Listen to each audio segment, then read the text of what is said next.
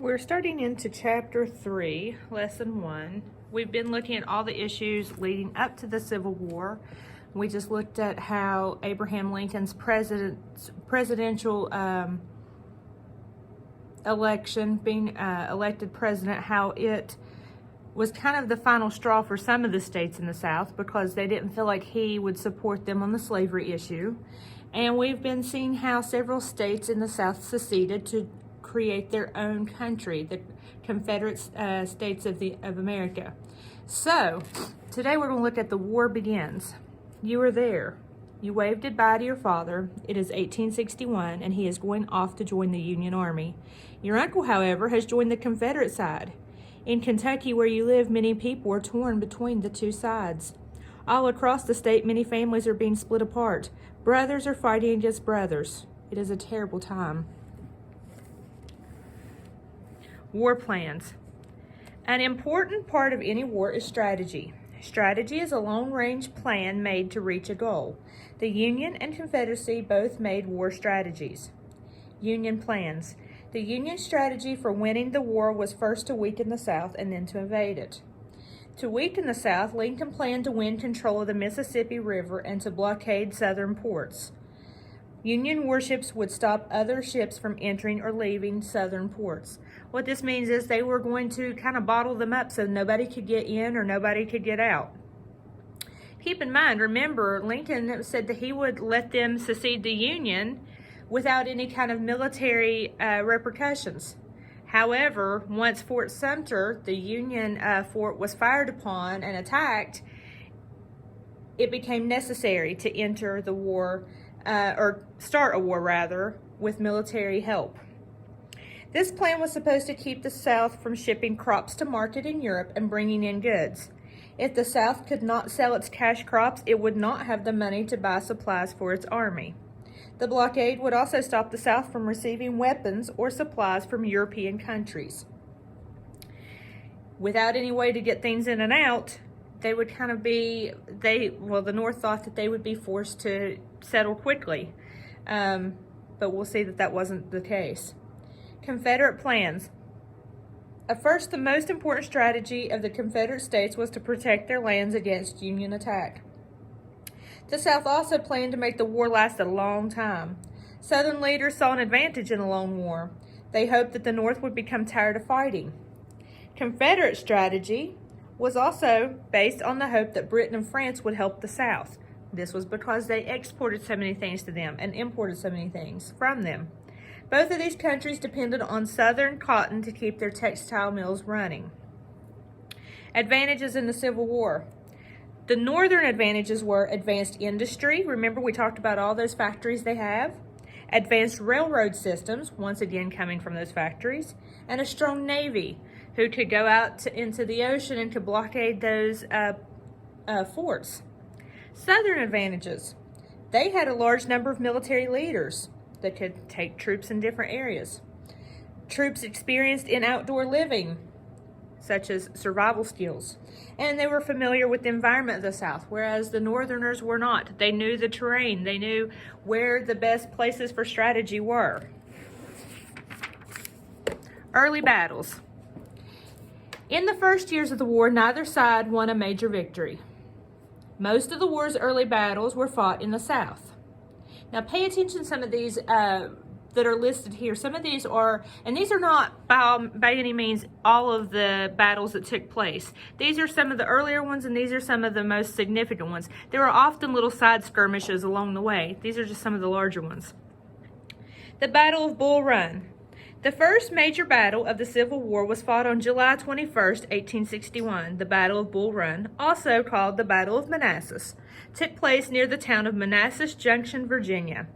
Both sides arrived at the battlefield with nearly 30,000 soldiers, but most of the soldiers had not been trained.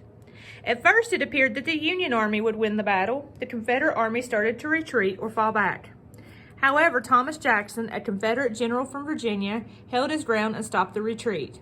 "There's Jackson standing like a stone wall," shouted another general as the Confederates turned and attacked the Union Army. From that day on, Jackson was known as Stonewall Jackson, and this is his photo. The Confederates won the Battle of Bull Run. The defeat shocked the Union. The South had proved to be more powerful than most Northerners had expected. And down here is a painting depicting the Battle of Bull Run. The Battle of Shiloh. Tennessee was the last Southern state to secede from the Union. The people of Tennessee were torn between the two sides.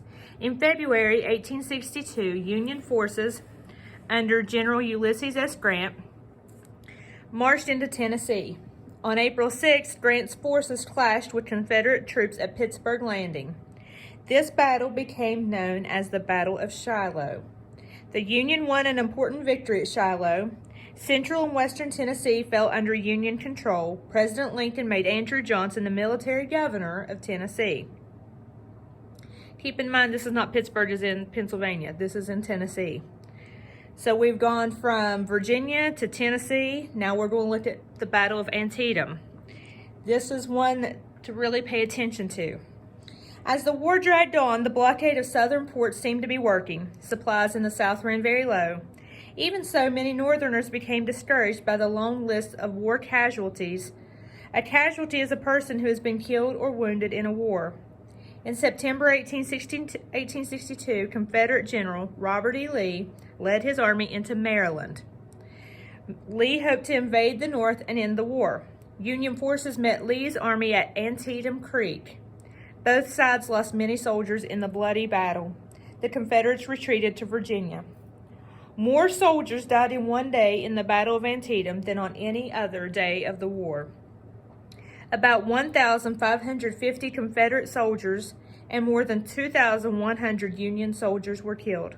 Casualties on both sides added up to more than 22,000 people. Even though both sides suffered terrible losses, the battle had an important result. Soon after, President Lincoln announced that he would issue an order freeing all enslaved people in areas still fighting against the Union. The Emancipation Proclamation. When President Lincoln took office, he was not opposed to slavery in the South. He went to war to keep the nation united. But as the fighting continued, Lincoln came to feel that the war should be used to help end slavery. When they say this, he felt that slavery was actually constitutional. He didn't see anything in the Constitution that was against it. That's why he didn't feel like he had a side against it. However, he didn't think it should spread. He thought it would eventually phase itself out. A few days before the Battle of Antietam was fought, Lincoln had shared a secret with his advisors. He told them that he had decided to emancipate or free some of the South's enslaved people. Lincoln signed the Emancipation Proclamation on January the 1st, 1863. It said that all enslaved people in areas still fighting against the Union would thenceforward and forever free. The Emancipation Proclamation did not give all enslaved people freedom. A lot of people think that it did. The Union could not enforce the law in places under Confederate control. However, the Emancipation Proclamation ended any hope that the South had of getting help from Britain or France. Most British and French citizens were against slavery. When they saw that the war had become a fight to end slavery, they supported the Union. As Union troops moved south, they enforced the Emancipation Proclamation. Thousands of freed African Americans fled to areas behind the northern battle lines. They worked as laborers or joined the Union Army or Navy. This added many people to the Union's military.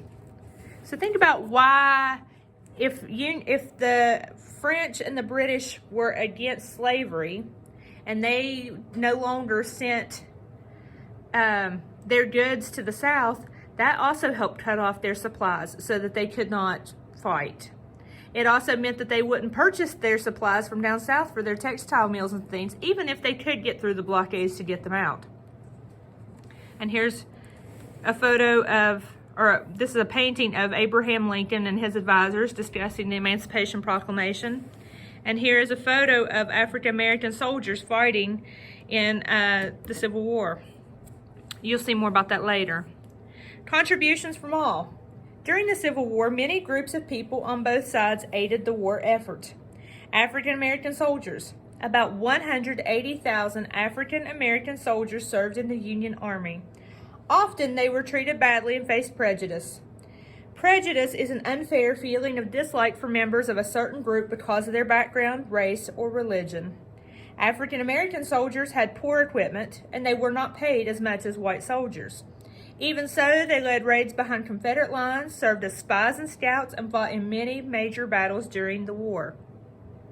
One of the best-known African American groups in the Union Army was the 54th Massachusetts Regiment. In 1863, this regiment led an attack on Fort Wagner in South Carolina. Despite heavy losses, the soldiers fought their way into the fort before being driven back. The Union Navy enlisted about 20,000 African American sailors, including Robert Smalls. In 1862, Smalls and other African American sailors took over a Confederate steamer for the Union. Immigrant soldiers. Many European immigrants who came to the United States also fought to preserve the Union. An immigrant is a person who comes into a country to make a new life. There were Union regiments made up mostly of Irish, Italian, and German immigrants.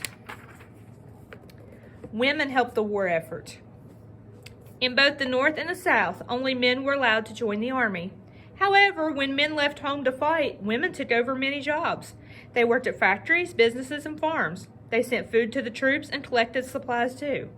Think about it. If the men were gone, and it wasn't like today where only one man generally from a family is taken, or to go to war, a lot of times it'd be every man in the family, and the woman would have to run the household as well as tend the farms and take care of things and seek employment elsewhere because there wasn't much money.